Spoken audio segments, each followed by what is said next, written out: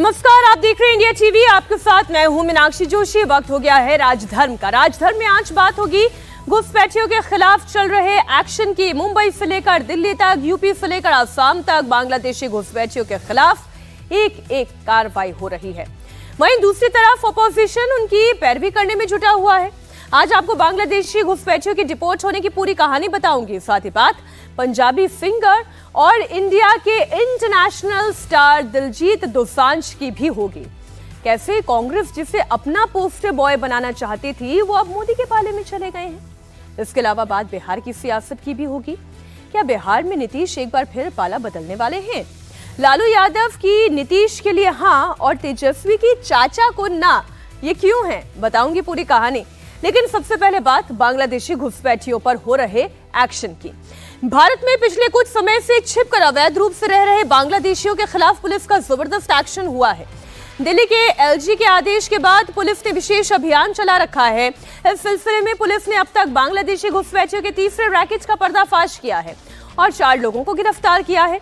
इनमें 2 बांग्लादेशी और 2 उनके मददगार भारतीय हैं। पुलिस के मुताबिक इस रैकेट का सरगना अनीश शेख है, जो अपने भाई की मदद से बांग्लादेश से घुसपैठियों को डंकी रूट से भारत लाता था। पुलिस ने आज इस रैकेट के पूरे मॉडस ऑपरेंडी को आज इसका खुलासा कर दिया। दिल्ली पुलिस ने विस्तार से बताया कि कैसे ये रैकेट दिल्ली और एनसीआर के अंदर काम कर रहा था। दिल्ली के एलजी के आदेश पर दिल्ली पुलिस ने बांग्लादेशी घुसपैठियों के खिलाफ ये मुहिम शुरू की है। दिल्ली के एलजी ने 2 महीने के अंदर, जी हां, टाइम लिमिट तय की है। 2 महीने के अंदर दिल्ली में रह रहे सारे घुसपैठियों को वापस भेजने की बात की है, डिपोर्ट कर देने की बात की है। इसके बाद दिल्ली पुलिस की कई टीमें सभी जिलों में अवैध रूप से रह रहे बांग्लादेशियों की तलाश कर रही है। इस दौरान साउथ वेस्ट दिल्ली पुलिस ने जिन लोगों को दिल्ली में पकड़ा है, उसने रैकेट का खुलासा किया है। दिल्ली पुलिस के मुताबिक इस रैकेट का सरगना कौन है? वो है अनीश शेख। ये है मास्टरमाइंड जिसका चेहरा इस वक्त आप देख रहे हैं। अनीस अपनी बीवी की मदद से ये रैकेट चला रहा था।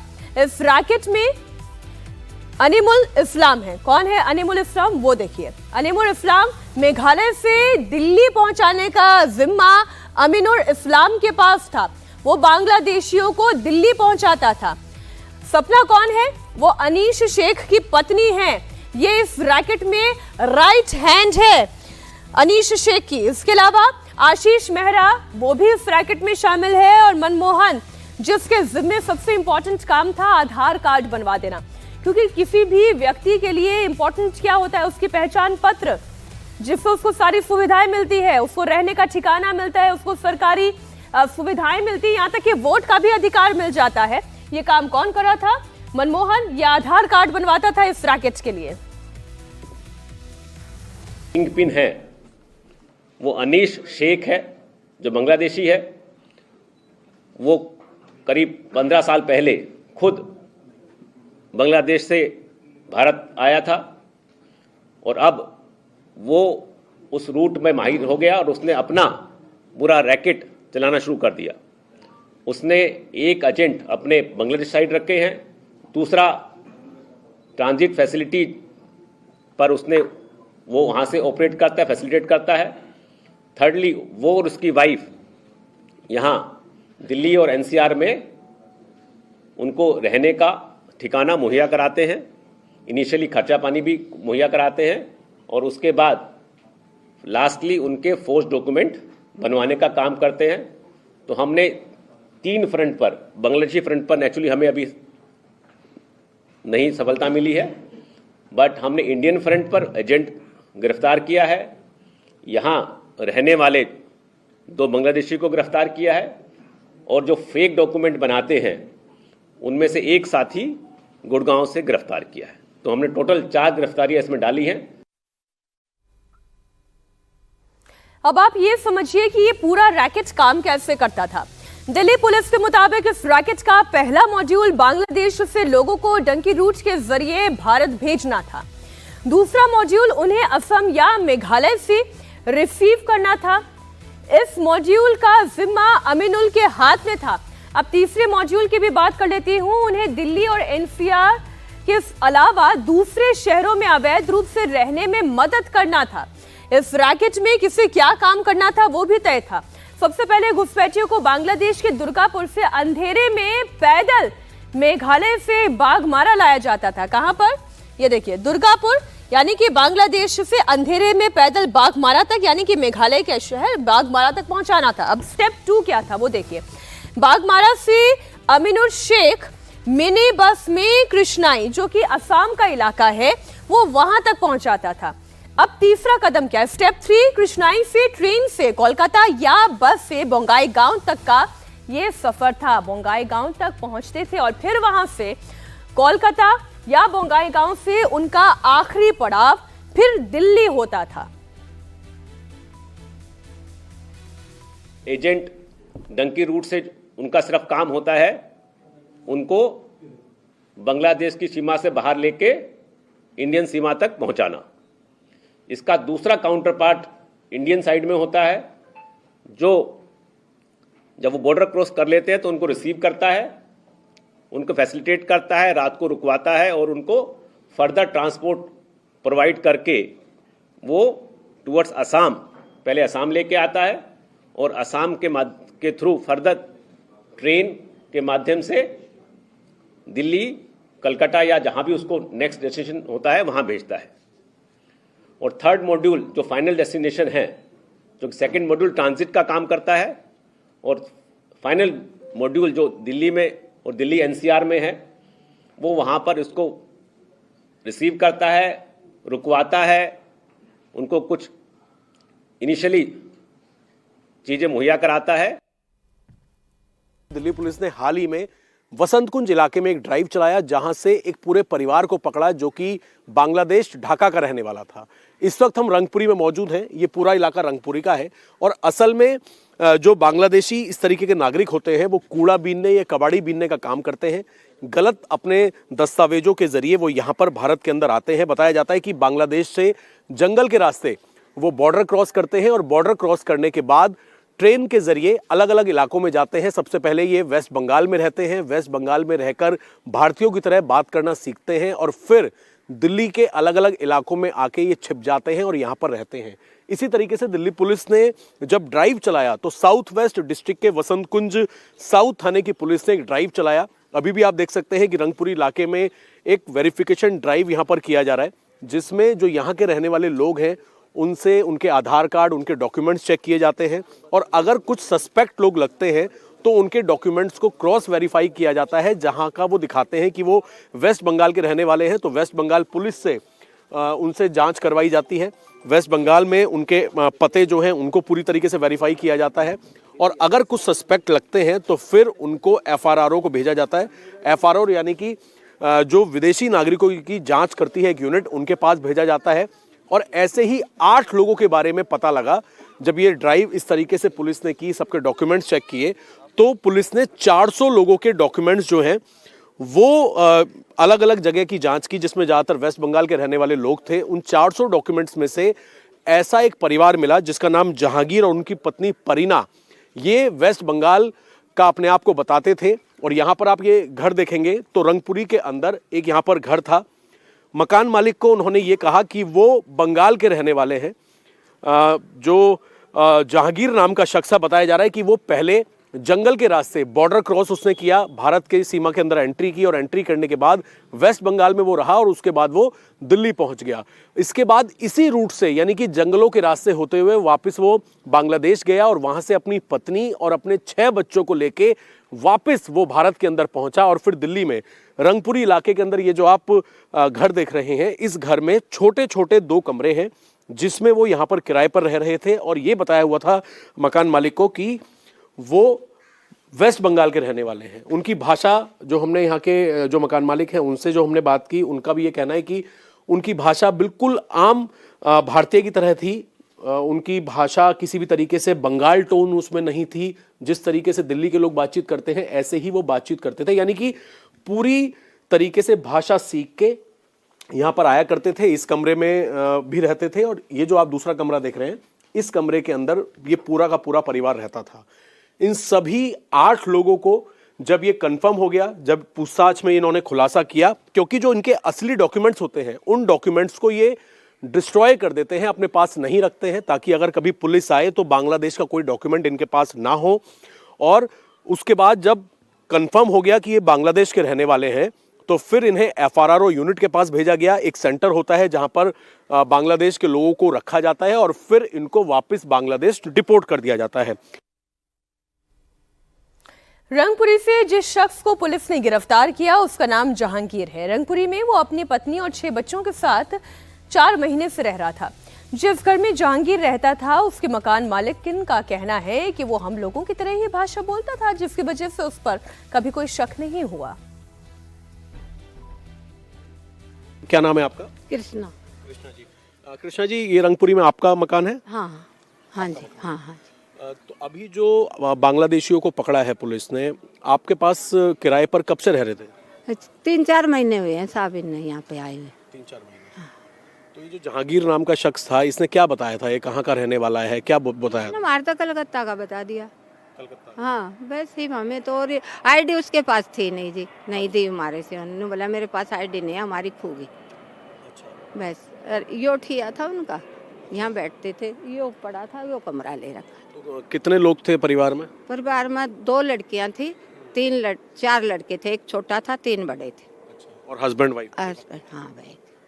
कभी आपको लगा कि वो बांग्लादेश के रहने वाले हैं, या भाषा कैसी थी उनकी? नहीं सर, उनकी भाषा हमारे एक तरिया बोलते थे, हमारी तो समझ में आती थी उनकी भाषा। अगर उसी होती तो हमें समझ में नहीं आती। ठीक हमारे एक तरिया बोलते थे, हिंदी बोलते थे वो। आपका क्या नाम है? बबीता। बबीता जी, जब वो यहाँ पर आए थे तो उन्होंने क्या बताया? वो क्या काम करते हैं, या कुछ ऐसा बताया कि वो कहाँ के रहने वाले हैं? उन्होंने ये बताया था कि हम कलकत्ता के रहने वाले हैं और हम ये कबाड़ी का काम करते हैं और हमें रेंट पे कमरा चाहिए, तो हमने एक कमरा उनको दे दिया। उन्होंने बाहर ये लगाया था और यहाँ पे ये रहते थे। कभी कोई डाउट हुआ उनकी भाषा से? नहीं, वो हमारे की तरह जो भाषा हम बोलते हैं वही बोलते थे, और हमें कोई डाउट नहीं हुआ उन नाम पे। अपना सही बताया था उन्होंने, जहांगीर जो? हाँ जी, हाँ जी, यही नाम नंबर है। भी इतने ही थे, इससे ज्यादा नहीं थे। बस कलकत्ता का बताते थे? हाँ जी, कलकत्ता का बताया था कि हम कलकत्ता के रहने वाले हैं, डॉक्यूमेंट हमारे पास है नहीं।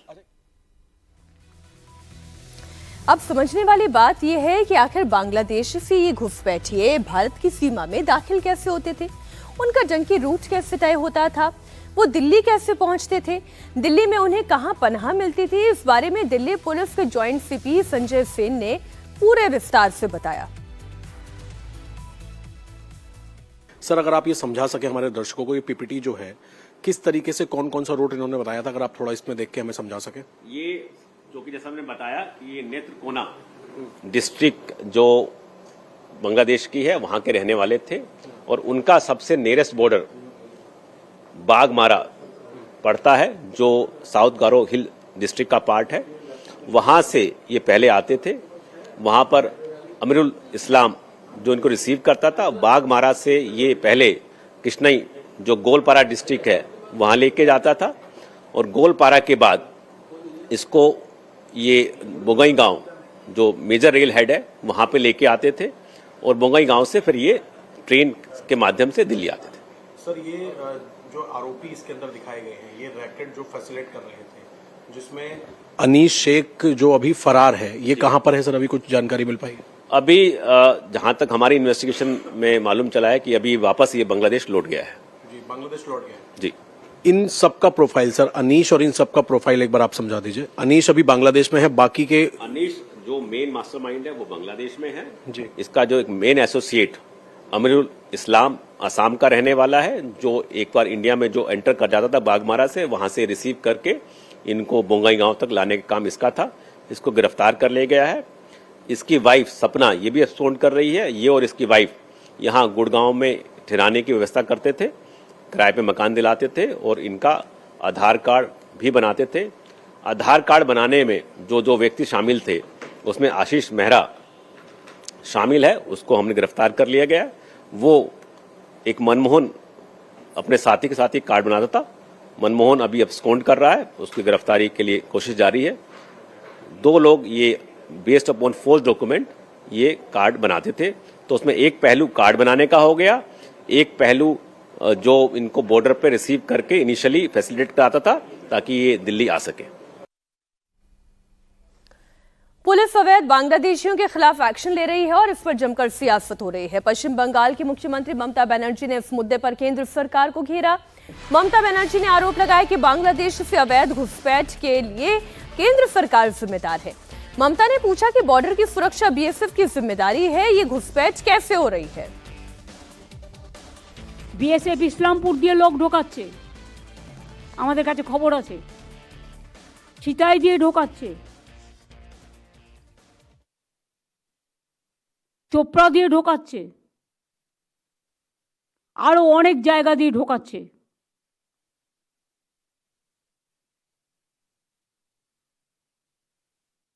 বিএসএফ মেয়েদের উপর অত্যাচার করছে, কিন্তু আপনাদের দিক থেকে কোনো প্রতিবাদ কেন হয়নি? কোন কোন জায়গায় লোক ঢুকেছে, লোক ঢুকিয়েছে বিএসএফ?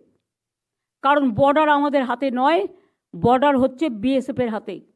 বিএসএফের দায়িত্বটা তৃণমূল কংগ্রেসের ঘাড়ে চাপাচ্ছেন।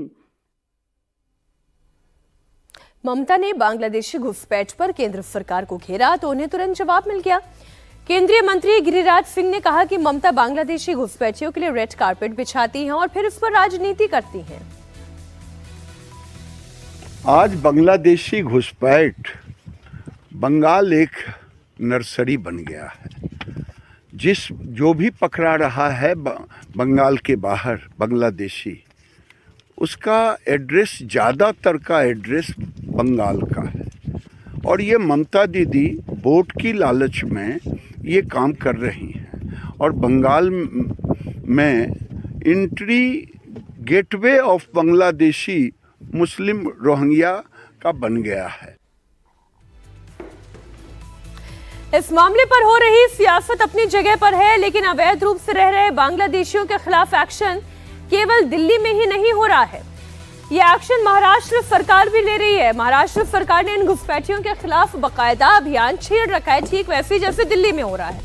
महाराष्ट्र में एटीएस ने बड़ी कार्रवाई की है और पिछले 4 दिन के अंदर कुल 9 गिरफ्तारियां की है और ये सभी 9 के 9 बांग्लादेशी हैं जो फेक आधार कार्ड बनाकर यहां रह रहे थे। 1 महीने में कुल 43 बांग्लादेशी अरेस्ट किए गए हैं। मुंबई समेत कुल 5 जिलों में एटीएस ने एक्शन लिया है। महाराष्ट्र एटीएस इस वक्त बड़ी सतर्कता और सजगता के साथ ये कार्रवाई कर रही है। कुल 19 मामले अब तक सामने आ चुके हैं जो फर्जी आधार कार्ड, फर्जी पहचान पत्र के साथ भारत में रह रहे हैं। महाराष्ट्र के मालेगांव में बांग्लादेशी नागरिकों के फर्जी प्रमाण पत्र बनाए जा रहे हैं और ये दावा बीजेपी नेता किरीट सोमैया ने किया। रिट का हवाला देते हुए किरीट सोमैया ने कहा कि केवल दिसंबर महीने के अंदर अंदर 200 से ज्यादा बांग्लादेशी नागरिकों के बर्थ सर्टिफिकेट बनाए गए हैं। सर, क्या है पूरा घटनाक्रम? जो मालेगांव में वहाँ के 2 पॉलिटिकल लीडर्स, एक मुस्लिम एक्टिविस्ट और बाहर के कुछ लोगों ने मिलकर ये स्कैम प्लान किया। 2023 नवंबर में पार्लियामेंट ने एक अमेंडमेंट कि वे जिसका घर पर जन्म हुआ है ऐसे बच्चे को बर्थ सर्टिफिकेट के लिए मजिस्ट्रेट कोर्ट में जाना पड़ता था, उसके बदले में अब तहसीलदार आपको सर्टिफिकेट देगा। इसका दुरुपयोग करके जो 50 साल पहले, 40 साल पहले, 70 साल पहले, 20 साल पहले जन्म हुए ऐसे सब बांग्लादेशी रोहिंग्या मुस्लिम, नियम ऐसा है कि विद इन 1 ईयर इन लोगों ने एप्लीकेशन की और तहसीलदार और मालेगांव म्यूनिसिपल कमिश्नर दोनों ने थप्पे मारे। 2024 के वर्ष में इस प्रकार के 1500 एप्लीकेशन, उसमें से 1150 बर्थ सर्टिफिकेट उन्होंने इश्यू भी कर दिया है।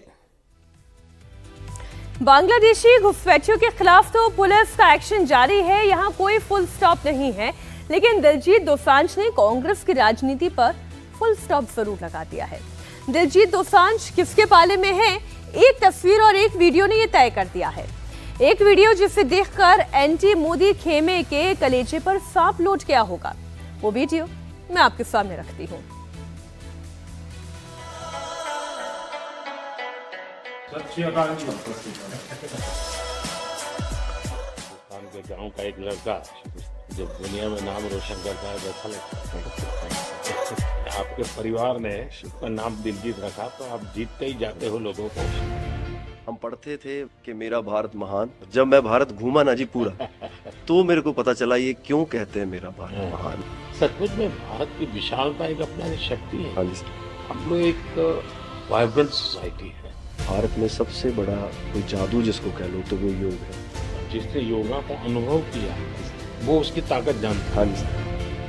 मैंने आपका इंटरव्यू देखा था सर अभी हाल ही में। हमारे लिए आप प्रधानमंत्री एक बहुत बड़ा पद है तो हम शायद एक जो उसके पीछे एक माँ और बेटा और इंसान है वो कई बार वो भूल जाता है क्योंकि एक ओहदा बहुत बड़ा है। जब आप अपने माँ को लेके और गंगा मैया को लेके वो दिल भरा वो टच होता है। एक्चुअली ये दिल से बात निकली है तभी दिल तक गई। वो कहंदे कित्थे है तेरा रब दिसदा ही नहीं। मैं कहा अखां बंद कर ध्यान तर महसूस कर। गुरु नानक ता अंग संग है तू ही बस गैर हाजिर है। गुरु नानक गुरु नानक गुरु नानक। पीएम मोदी और पंजाबी सिंगर कम एक्टर दिलजीत दोसांझ का ये वीडियो 1 जनवरी का है, यानी साल के पहले ही दिन का, जब दिलजीत दोसांझ देश के प्रधानमंत्री नरेंद्र मोदी से मिलने के लिए पहुंचे। ये मुलाकात इसलिए भी खास है क्योंकि साल का पहला ही दिन था और दिलजीत ने प्रधानमंत्री नरेंद्र मोदी से मुलाकात की। लेकिन जैसे ही दिलजीत का ये वीडियो सोशल मीडिया पर वायरल हुआ, एंटी मोदी खेमे में हलचल सी मच गई। जो कल तक दिलजीत दोसांझ को एंटी मोदी समझ रहे थे, वो दिलजीत दोसांझ पर पानी पी पी कर खूब आग उगल रहे हैं।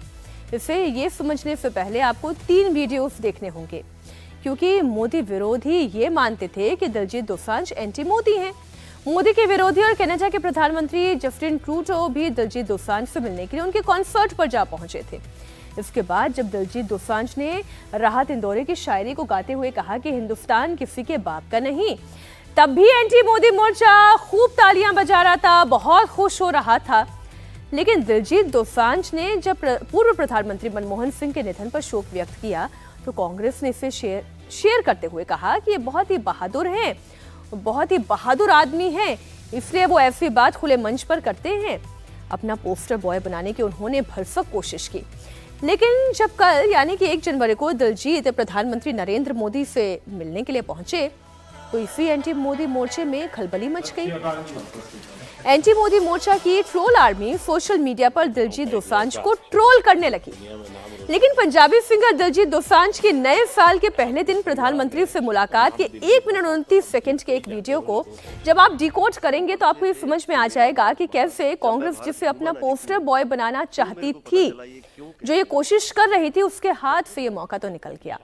जब 1 जनवरी को दिलजीत दोसांझ प्रधानमंत्री मोदी से मिलने के लिए पहुंचे तो उनके हाथों में फूलों का गुलदस्ता था। जैसे उन्होंने प्रधानमंत्री मोदी को देखा, उन्हें देखते ही उन्हें सल्यूट किया और पीएम मोदी ने भी सत श्री अकाल कहकर दोसांझ का स्वागत किया। बहुत अच्छी बातें कही दिलजीत दोसांझ ने। पूर्व प्रधानमंत्री मनमोहन सिंह को श्रद्धांजलि दी तो इसे लेकर भी कांग्रेस ने इस मौके को तुरंत लपक लिया। कांग्रेस को ये लगा कि दिलजीत को अब पोस्टर बॉय बना लेना चाहिए।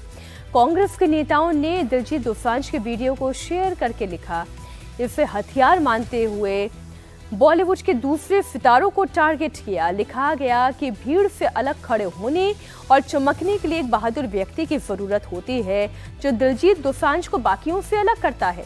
साथ ही लिखा गया कि वे कायर लोग हैं जिनमें भारत के पूर्व प्रधानमंत्री के निधन पर शोक व्यक्त करने की भी शालीनता नहीं है। न जाने कितने सारे और एक्टर्स एक्ट्रेसेस को ट्रोल किया गया, बॉलीवुड हस्तियों को ट्रोल किया गया। कांग्रेस ने जिस दिलजीत दोसांझ को पोस्टर बॉय बनाने की कोशिश की, वो कोशिश 48 घंटे से भी ज्यादा नहीं टिक पाई और 2 दिन के बाद ही दिलजीत दोसांझ प्रधानमंत्री से जाकर मिल लिए। प्रधानमंत्री नरेंद्र मोदी से दिलजीत दोसांझ की जब मुलाकात हुई तो दोसांझ ने पीएम मोदी की भी तारीफ की। मैंने आपका इंटरव्यू देखा था सर अभी हाल ही में। हमारे लिए आप प्रधानमंत्री एक बहुत बड़ा पद है, तो हम शायद एक जो उसके पीछे एक माँ और बेटा और इंसान है वो कई बार वो भूल जाता है, क्योंकि एक ओहदा बहुत बड़ा है। जब आप अपने माँ को लेके और गंगा मैया को लेके वो दिल भरा, वो टच होता था। एक्चुअली ये दिल से बात निकली है, तभी दिल तक गई। दिलजीत दोसांझ के प्रधानमंत्री मोदी से मुलाकात के मायने भी निकाले जाने लगे। कयास लगाया जाने लगा कि अब दिलजीत किसके पोस्टर बॉय हैं। इसके बारे में मैं आगे आपको बताऊंगी, लेकिन पहले दिलजीत दोसांझ के बारे में आपको जानकारी दे दूं कि दुनिया भर में उनके जबरदस्त फॉलोअर है। दिलजीत दोसांझ के चाहने वाले सिर्फ इंडिया में ही नहीं बल्कि पूरी दुनिया में हैं। सोशल मीडिया प्लेटफॉर्म इंस्टाग्राम की बात करूं तो 2,52,00,000 फॉलोअर्स हैं। एक्स पोस्ट पर 50,60,000 फॉलोइंग है। फेसबुक पर उन्हें फॉलो करने वालों की संख्या तो 80,40,000 से भी ज्यादा है। पढ़ते थे कि मेरा भारत महान, जब मैं भारत घूमा ना जी पूरा तो मेरे को पता चला ये क्यों कहते हैं मेरा भारत महान। सचमुच में भारत की विशालता एक अपना शक्ति है जी। हम लोग एक वाइब्रेंट सोसाइटी है। भारत में सबसे बड़ा कोई जादू जिसको कह लो तो वो योग है, और जिसने योगा को अनुभव किया है वो उसकी ताकत जानता है। हाँ जी। दिलजीत के करोड़ों में फॉलोअर्स हैं। दिलजीत करोड़ों युवाओं के दिल पर राज करते हैं, इसलिए राजनीतिक दलों ने उन्हें अपना पोस्टर बॉय बनाने की होड़ लगा दी। दिलजीत सबसे बड़े पंजाबी यूथ आइकॉन है। इस वक्त की अगर बात करें तो पंजाब और पंजाबियत की वो बात करते हैं। पंजाबी के साथ साथ हिंदी पट्टी के दर्शकों में भी वो लोकप्रिय हो गए, क्योंकि उनके गाने साथ ही उनकी एक्टिंग ने लोगों का दिल जीता। कनाडा के वैंकूवर में तो दर्शकों को जुटाने का वर्ल्ड रिकॉर्ड तक उन्होंने बना दिया, इसलिए हर पार्टी उन्हें अपना पोस्टर बॉय बनाना चाहती है। प्रधानमंत्री मोदी और दिलजीत दोसांझ की मुलाकात पर बीजेपी नेता मनजिंदर सिंह सिरसा ने कहा कि हमें खुशी होती है कि पीएम मोदी ने हमारी कम्युनिटी के सिंगर को सराहा, क्योंकि आपको बता दें कि ये मुलाकात, लोग कह रहे हैं कि इसका एक चुनावी एंगल भी हो सकता है, तो वो एंगल क्या हो सकता है वो आपके सामने रख दूं। पंजाब में भी बीजेपी का सिखों के साथ रिश्तों में एक किस्म की तलखी रही है। उस तलखी को दूर करने में भी ये मुलाकात काम आ सकती है। एक्टर और सिंगर दिलजीत दोसांझ कल प्रधानमंत्री नरेंद्र मोदी से मिले। इसका क्या मायने हैं और किस तरह की बातें हो रही है, इस पे बात करेंगे। हमारे साथ भारतीय जनता पार्टी के सीनियर लीडर मनजिंदर सिंह सिरसा जी हैं। सर, कल देश की फेमस सिंगर दिलजीत दोसांझ प्रधानमंत्री से मिले। प्रधानमंत्री काफी खुश नजर आ रहे थे। वहां पे दिलजीत ने गाना भी गाया और प्रधानमंत्री एक तरह से ताल भी मिला रहे थे वहां पे। नहीं, देखिए वो वीडियो और वो फोटो देख के हमें भी बहुत खुशी हुई है, बड़ा प्राउड महसूस हुआ है। दिलजीत दोसांझ ने भारत का परचम दुनिया में जाके लहराया है। आज भारत की संस्कृति, भारत का म्यूजिक, भारत का झंडा दुनिया के अंदर जब खड़ा होता है तो हमारा भी मान बढ़ता है। और मोदी जी ने उनको निजी तौर पर बुला के उनसे मुलाकात की और अपना बहुत समय भी उनके साथ बिताया।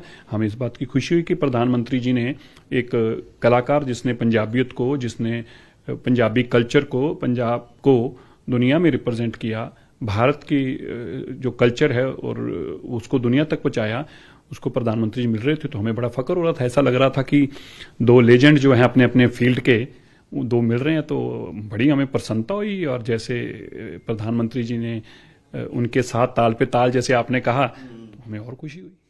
अच्छा सर, पूरे देश भर में या दुनिया में जब कभी टूर हो रहा था दिलजीत दोसांझ का, उसके साथ साथ कुछ कुछ विवाद हो रहा था और पॉलिटिकल गेन्स कर लेने का मतलब एक तरह से कोशिश की जा रही थी।